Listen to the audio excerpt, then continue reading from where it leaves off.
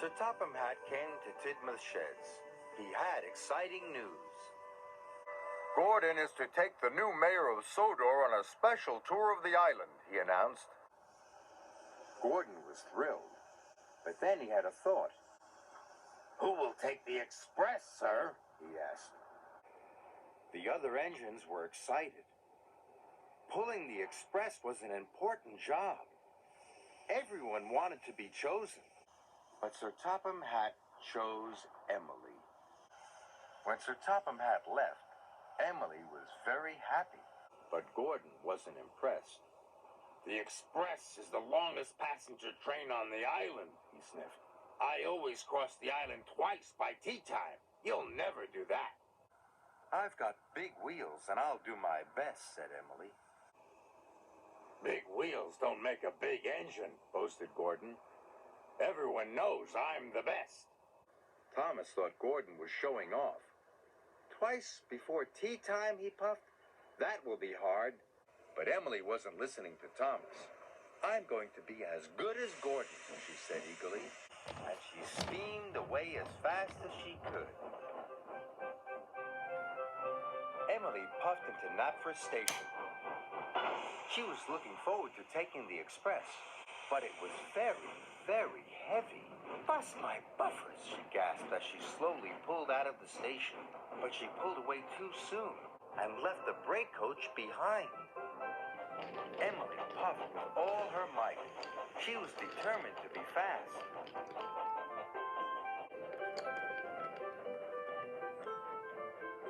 Emily had crossed the island once in good time.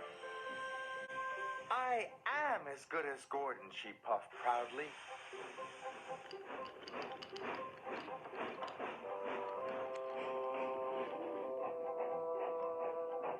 Emily had to wait for Edward at the crossing.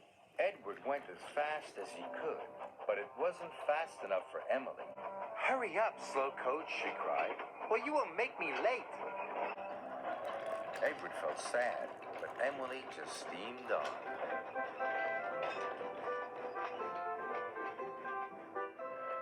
Emily stopped at Maithwaite Station. The express was a guaranteed connection with Bertie the bus, but Bertie hadn't arrived. He had a flat tire and was running late. Emily tried to wait. She counted to 10, twice, but she felt as if her boiler would burst. I'm going to be the slowest engine on Sodor, she cried, and it's not my fault. And she puffed away. When Bertie arrived, Emily had already left. Emily needed to take on water, but James was at the water tower. He was pulling the slow goods train. Emily wanted to go first. It doesn't matter if you are late, she said. You must wait your turn, said James crossly. Express trains don't wait, said Emily. And she left without taking on water. Emily went faster than ever. Her coaches rocked and rolled, and her passengers were biffed and bumped and bounced.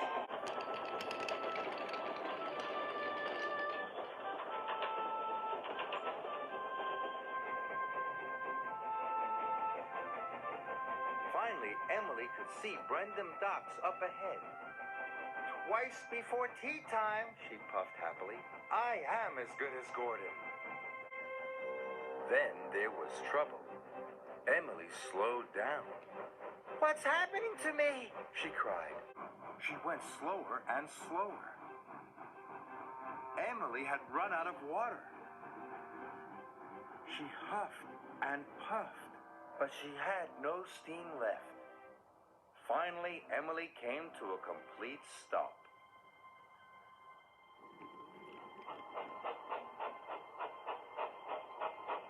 Sir Topham Hatt arrived on board James.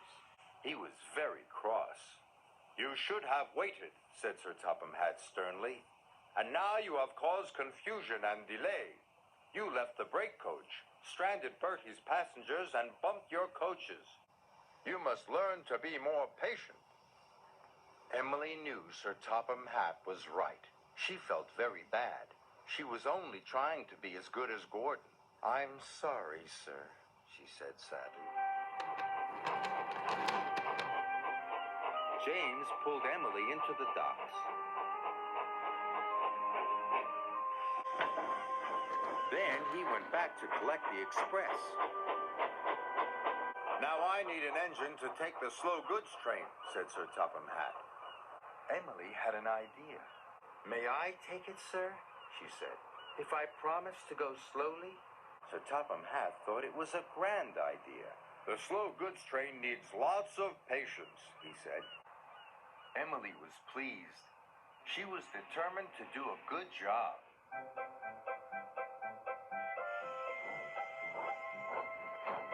So after she took on water and lots of coal, Emily buffered up to the slow goods train.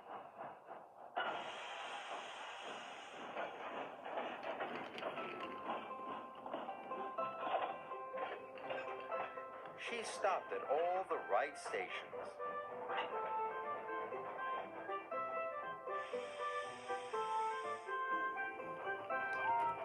And she let all the other engines go first.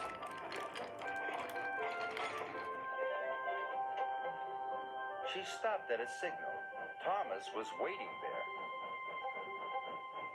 "Hey, Thomas. I am learning patience," Emily puffed. "But if only I could learn it faster." Thomas had to laugh.